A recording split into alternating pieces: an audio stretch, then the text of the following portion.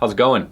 A friend of mine had his son give me a ring because his son's looking for a space to store his equipment and run his business from. And friend knows that I have a larger organization, and so he connected the two of us.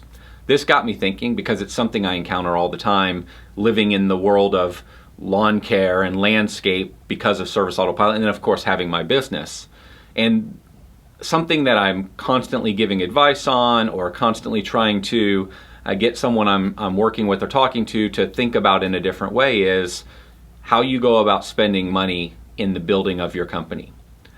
So, case in point, friend again connected his son with me, and he wants to rent a space, and he's approaching it correctly. He's looking for something very cost effective. So I have a larger organization, and those that have been to my company are surprised by the place that we run our business out of. And at the end of the day, it's a glorified storage facility. And at that storage facility, we've been able to rent some property, some land, in addition to just the storage units, and we have a ton of storage units.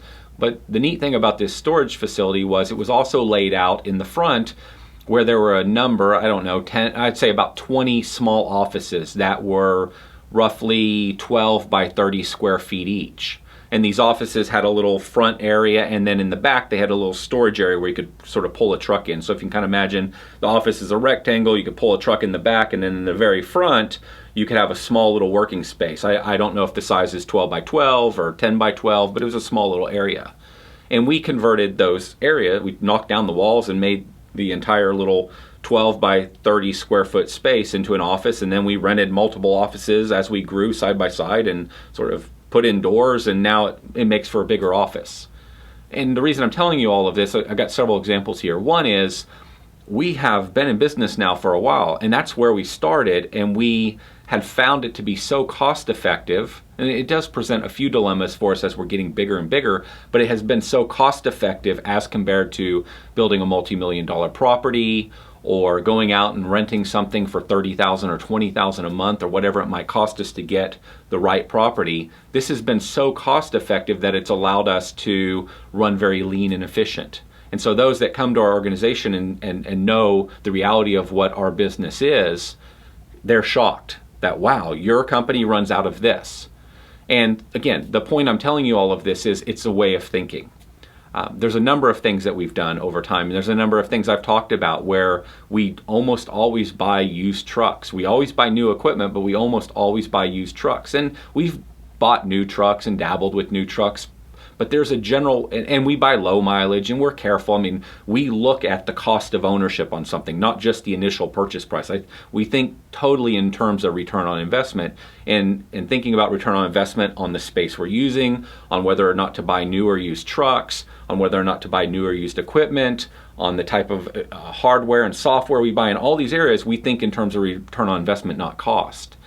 And so as I look around in the industry, I see lots of people saying, hey, go get this space, and it needs to look like this, and it needs to be this size, and it needs to have all these characteristics, and go buy new trucks, and go buy this, this, and this. Or if you're gonna buy a truck, buy a big F-350, and you might very well need that, and you need to get a big dump trailer, and you need X, Y, and Z, and it needs to be new, and the next thing you know, you've got $50,000 in debt on a truck and a trailer, you've got an office that's consuming $3,000-$5,000 a month, and you've got all these expenses that create all this overhead, and you're still a little bitty company.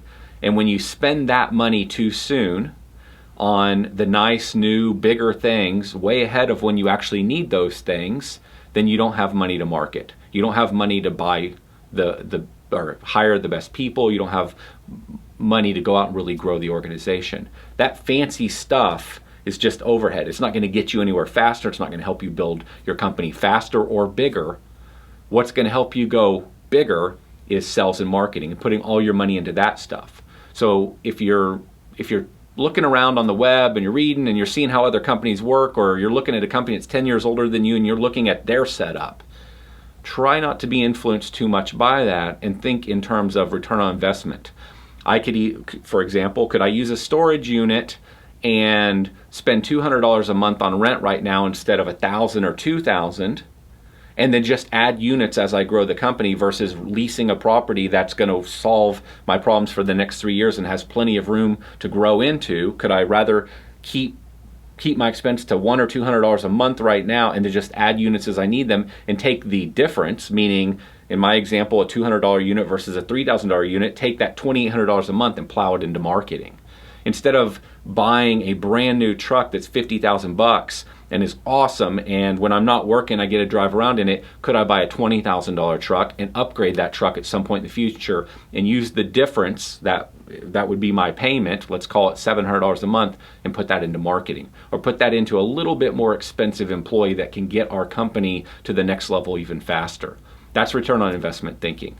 So just wanted to encourage you, based on the numerous questions I've answered over time, don't get caught up in what you're seeing other people do. It's not always good advice, and sometimes they're just ahead of you and they've got different circumstances than you do, so you can't always look at what everybody else is doing. But if you always ask yourself a question of, the money I'm about to spend, is this the very best and highest use of this money, or could I step down a little bit and spend that money elsewhere? And almost always the answer to the question of where is the better place to spend it is in quality, customer service, and sales and marketing.